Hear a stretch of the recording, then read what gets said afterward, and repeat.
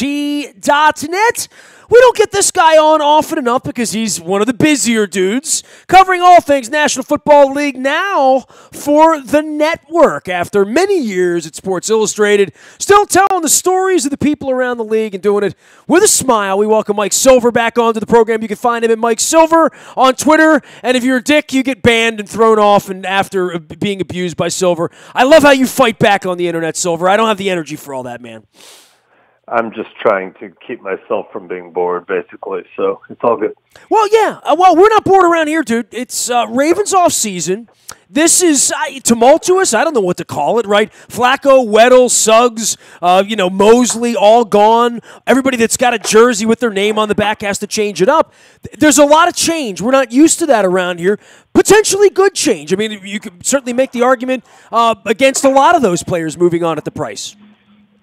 Yeah, I think the Suggs departure has got to be a little jarring, and then he came out publicly and said, "With Ozzie gone, I was leaving." So that to me is the biggest change. Ozzie Newsome's still there. Obviously, Eric DeCosta's been heavily involved in the past, but it's still a big change with the draft coming up to not have one of the great GMs of his era, Ozzie Newsome, making that call. So we'll see what happens. They obviously absorbed some blows early in free agency that were tough, and then they got Earl Thomas, obviously got Ingram, so there was some excitement there too. But it is definitely a new era. Dude, you've been doing this going on like 4 decades. You've heard everything. If I told you we're going to have a quarterback, wow, that makes me sound 1,000.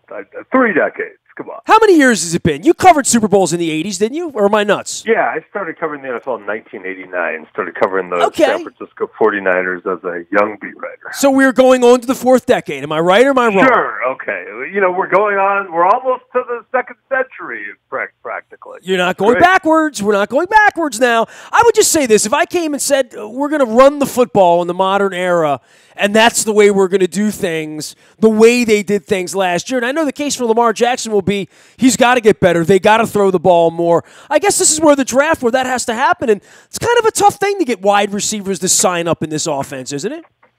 Yeah, but, the draft doesn't give you the option of signing up, so you get to conscript people, and, that's probably a good thing for the Ravens.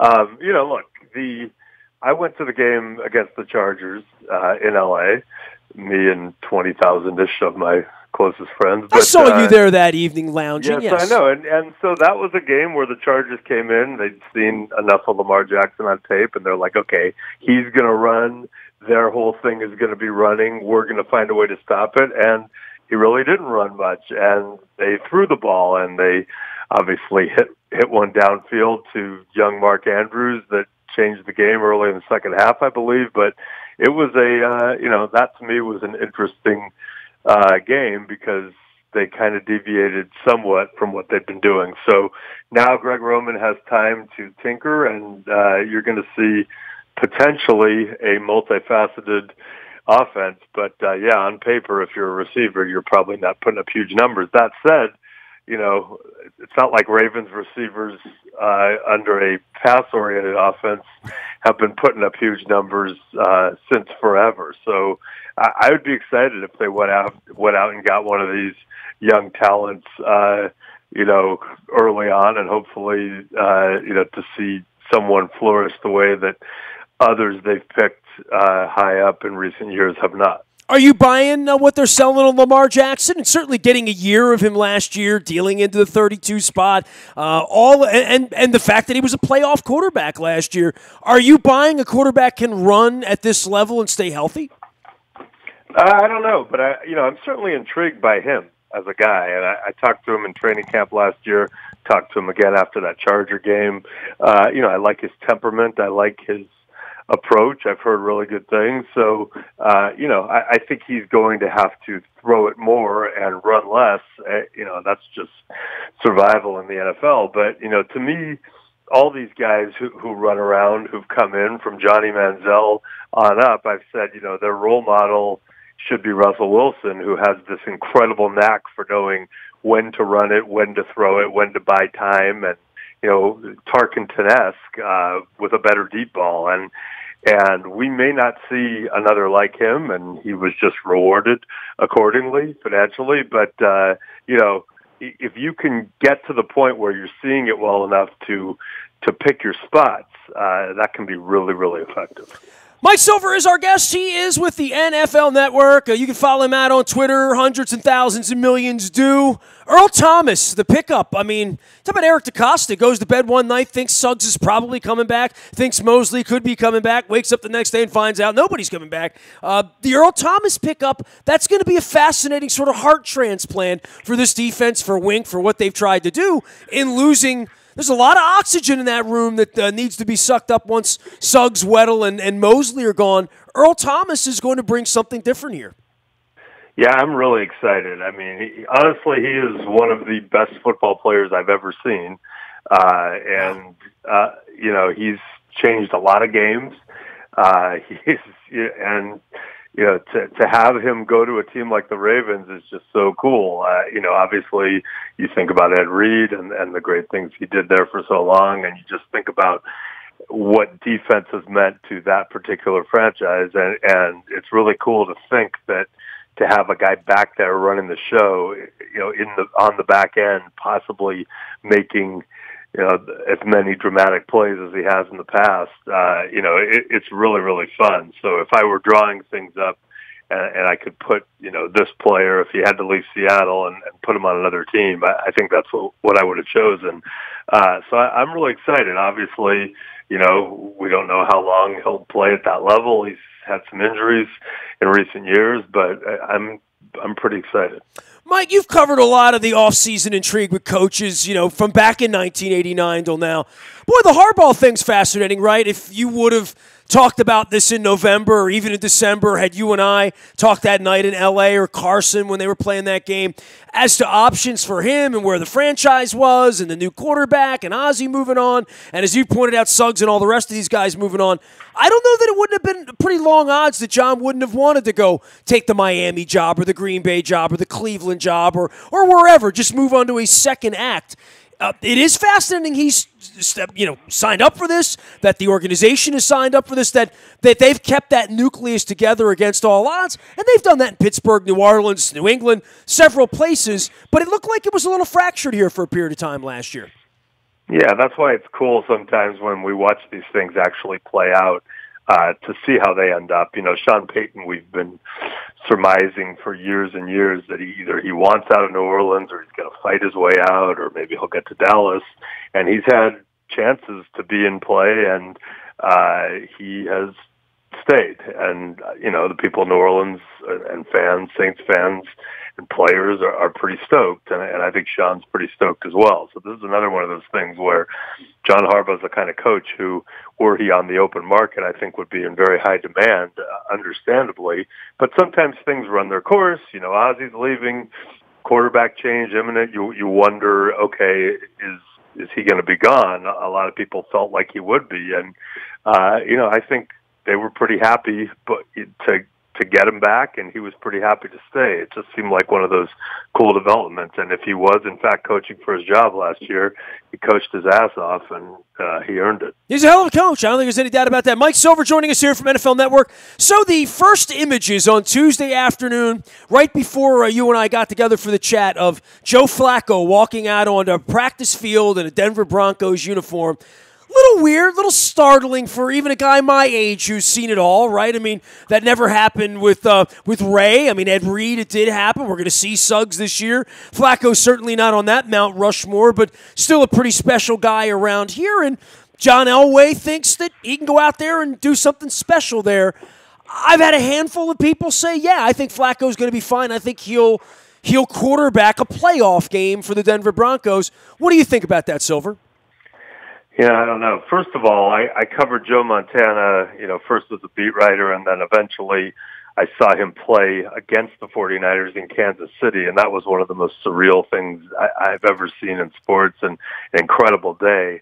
Never thought I'd top that, but then I did, because then I covered Brett Favre quarterbacking the Minnesota Vikings in Lambeau in 2009, which was just one of the most bizarre things I've ever experienced, probably in life. Just seeing him come out of that tunnel and hearing some boos and just knowing what he'd meant to that fan base, and it was heavy. So, yeah, Flacco does not rise to that level, but certainly for Raven fans, it's jarring. First of all, I wondered if we'd see him in that playoff game as the way that things evolve. I later talked to John Harbaugh about it, and he told me it really wasn't close, but it sure seemed like it at the time. And, with Lamar struggling and them needing just a little jolt. But, the Broncos, it's interesting. John Elway, to his credit, I want to say to his credit, because God bless him, but he believes the standard for his franchise should be competing for a championship every single season, and anything short of that is a complete failure. And that's a high standard for Vic Fangio now to step into. You saw Vance Joseph, be a casualty after 2 seasons. And yes, they did win a championship with an old fading Peyton Manning a few years back, but things have changed a lot in the AFC West, particularly. You've got Patrick Mahomes in Kansas City. That doesn't look like it's not going to be awesome anytime soon. The Chargers may be the most talented team in football. They're right up there. And, the Raiders obviously are starting from a position where they're a lot further back, but they made some moves, chiefly Antonio Brown, that should help them in the short term. So just getting out of that division is a challenge, and we'll see if John Elway is right. Yes, he will quarterback a playoff game, but it seems far-fetched to believe it'll be this season. You have such a long, illustrious history with the Raiders, Mike Silver. It is fascinating, right, the way this story is played out. Gruden back in there, Mayock picking players, right, and they're off to Vegas. Mayock's picking the players that Gruden tells him to pick. Let's be honest about what it is. Well, I mean, you're allowed to be as honest as you want to be, but it's quite the tale, this Raiders thing, headed off to Vegas and looking like this, isn't it? Yeah, I'm really bummed about the Vegas thing. It's really frustrating to me that, had Mark Davis been willing to do a Modell Bisciotti type deal where, he sold part interest with an option to buy down the road, I think it could have even been longer than 5 years.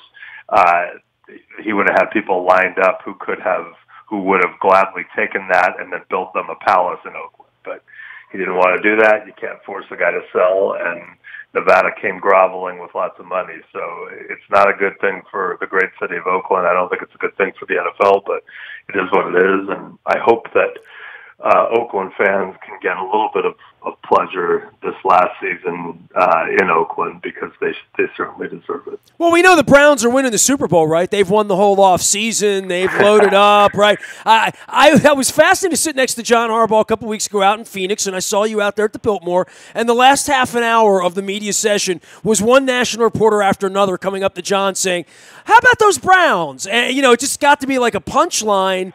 And, they've won the offseason, right? They've amassed the best players so far. Now they have to actually go out and play and try to win 11 or 12 games, right? Well, good for the Browns.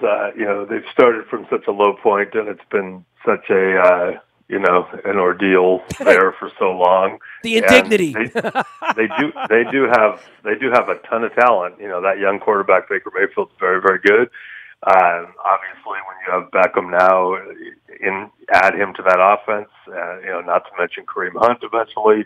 It's striking. On paper, they should be the favorite in that division, and to their credit, they're not shying away from it. It is easier said than done. I do think there are ways that it could go poorly. You've got a first-time head coach in Freddie Kitchens. You've got a quarterback whose childish behavior has been completely enabled by said rookie coach and others in the organization. And, I am tight with Hugh Jackson, so it stings me on a personal level. But I would say this: if Lamar Jackson had been doing it to John Harbaugh, or any other quarterback doing it to any other fired coach, essentially urinating on a man's grave, figuratively, and doing it in unchecked fashion, I think it's punkish. I think it's unbecoming, and I know I'm not alone. I know I know a lot of people, including some storied people in Baltimore, who felt similarly, and I'm going to keep talking about it. So when, Baker Mayfield's a really, really good player, and he should have a chance to guide that team to the playoffs and do a lot in these next few years. But, if those other things start becoming an issue, I don't think there's anyone in that building who's going to be able to keep him in check, and that has some potential peril associated with it.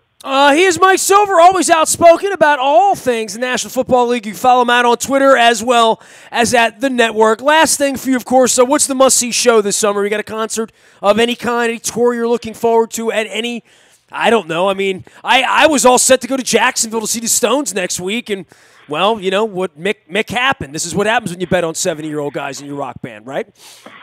Yeah, well, very, very excited about the Stones tour. Obviously hoping that gets resurrected sometime in the future. It's good to see Mick doing well, and it's my favorite band, and all the kids need to be there, and my kids, and it should be amazing. I'm definitely going to see Neil Young at Bottle Rock in Napa, and Neil is a guy that I've seen many, many, many times, but that's always a thrill, and we'll see what else is out there, but it's all about the Stones. Let's just, in 1981, my friends and I scraped together money to make sure to see them at the LA Coliseum, and we were playing the last time, and we really felt like this could be it, man.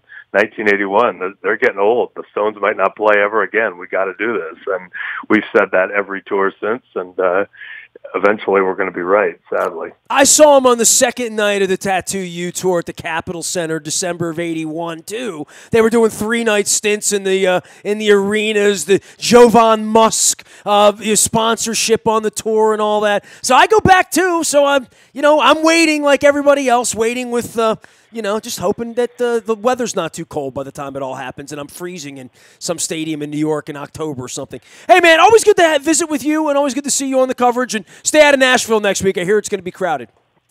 All right. I will not be there, but, we'll see what happens. In full spirit. Mike Silver, NFL Network. He's everywhere the NFL Network is, including out on Twitter at Mike Silver as well. You can find me out on the buyatoyota.com audio vault 24 hours a day from anywhere in the world on your mobile device by downloading the TuneIn radio app. We do come in crystal clear from anywhere in the world. I am Nestor. Nasty at WNST.net reaches me.